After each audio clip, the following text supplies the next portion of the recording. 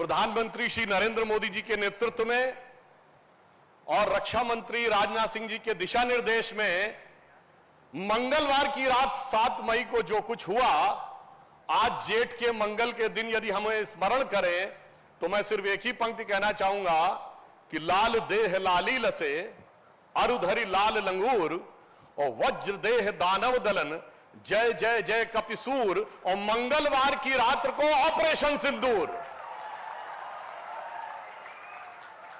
और उसके बाद पूरे विश्व में जो परिस्थिति हुई है, एक बहुत बड़ा पैराडाइम हमने जो ब्रेक किया है दुनिया में, वो ये है कि हम दुनिया के एकमात्र देश बने जिसने किसी न्यूक्लियर पावर नेशन के अंदर घुसकर स्ट्राइक करने की क्षमता और हिम्मत दिखाई है।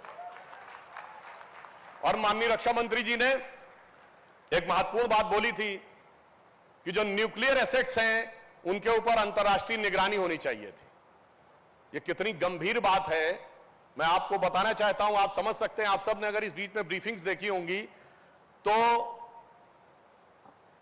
जो पाकिस्तान की आर्मी के स्पोक्स पर्सन थे, उनका नाम शायद अहमद शरीफ है, मगर आपको पता होगा कि उनकी शराफत का करिश्मा क्या है कि उसके फादर, जिसका नाम सुल्तान सलाउद्दीन है, वो बाकायदा यूएन सिक्योरिटी काउंसिल के द्वारा डिजिग्नेटेड टेररिस्ट है, क्योंकि उसने 2000 में nuclear weapons Osama bin Laden को देने के लिए संपर्क किया था। यानी आप समझ सकते हैं कि ये जो वर्दी है उसकी वल्दियत में कितनी दहशतगर्दी है। और मैं एक बात और भी कहना चाहता हूं यहां संक्षेप में कि जब युद्ध हुआ, अभी युद्ध विराम नहीं हुआ है, सिर्फ अल्प विराम हुआ है। ये सिर्फ ऑपरेशनल ब्रेक है। जैसे आप टीवी में कहते हैं ना कमर्शियल ब्रेक है, मिलते हैं ब्रेक के बाद। तो अब ब्रेक के बाद क्या होगा इसे समझने की जरूरत। सिर्फ एक सिंपल सी बात कहूंगा, अंतरराष्ट्रीय मीडिया में बात आई, कोई हम नहीं कह रहे हैं कि अपनी तरफ से, कि यूएस स्टेट डिपार्टमेंट से उसकी प्रेस कॉन्फ्रेंस में पूछा गया कि क्या अमेरिका का कोई टोही विमान सरगोदा एयरबेस पे गया है जहां पर न्यूक्लियर लीक के बाद होने वाले रेडिएशन को नापने के लिए। वो सीधे कह सकते थे ऐसा कुछ नहीं है, पर उन्होंने कहा कि मैं इस पर टिप्पणी नहीं करना चाहूंगा।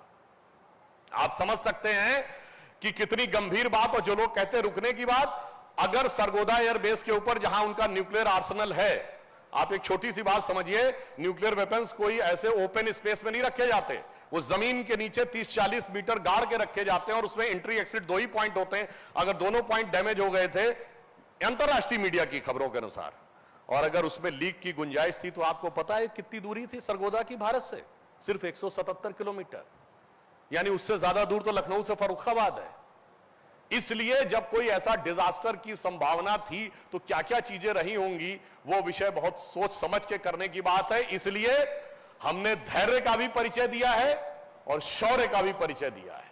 तो जिसे एक पंक्ति में कहना चाहूंगा कि मन में है धैर्य और तन में प्रचंड शौर्य, बन चंद्रगुप्त मौर्य प्रलय मचाएंगे, और महाराणा और शिवा की संतति कहाते हम शीश कट जाए भले झुकने ना पाएंगे, और बार बार छेड़िए ना भारत स्वाभिमान को, अन्यथा बाद में बहुत पछताएंगे। सौगंध मां भवानी की उठेगी ललकार जब आपके घरों पे चील कौवे मंडराएंगे।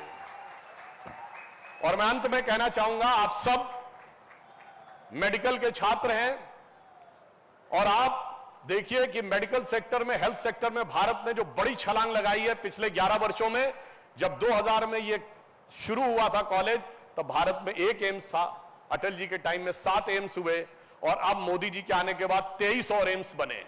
यानी हेल्थ सेक्टर में एक बड़ा परिवर्तन। मगर मैं आपसे भी ये कहना चाहूंगा एक बात, आप लोग सोचेंगे कि हमें बाहर निकल के क्या करना है। सिर्फ ये मत सोचिएगा कि हमें जाकर केवल मेडिकल की पढ़ाई का उपयोग करके अच्छा कैरियर बनाना है। यदि भारत को महाशक्ति बनाना है तो आप 3 चीजों का ध्यान रखिए। 21वीं सदी में 3 चीजें दुनिया का नक्शा बदलने वाली हैं, एक एटम, एक कंप्यूटर और एक जीन्स।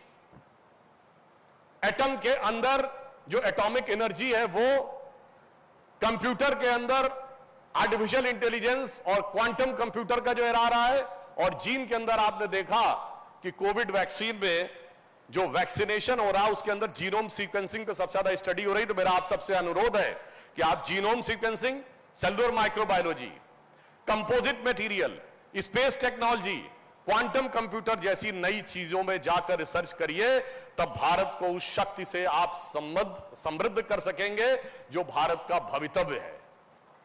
और इसलिए मैं अंत में कहना चाहूंगा कि भारत दुनिया में एक बहुत बड़ा हेल्थ हब बन के उभर रहा है।